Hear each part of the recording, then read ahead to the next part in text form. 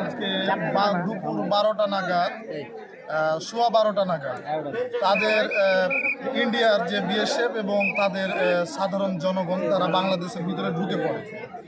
এই ঢুকে পড়ার পর আমাদের কিছু কৃষক ভাইয়েরা মাঠে কাজে ছিল, তাদের ক্ষেত খামারে কাজ করছিল।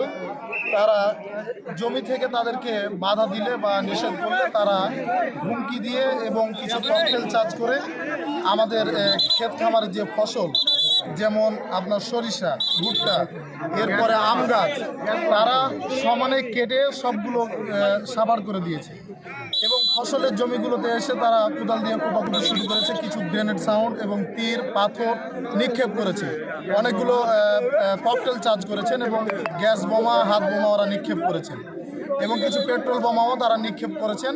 আর এর নেতৃত্ব দিয়েছেন পিছনে সরাসরি বিএসএফ নেতৃত্ব দিয়েছে এবং তাদের জনগণ ভারতীয় আগ্রাসন রুখে দাও জনগণ।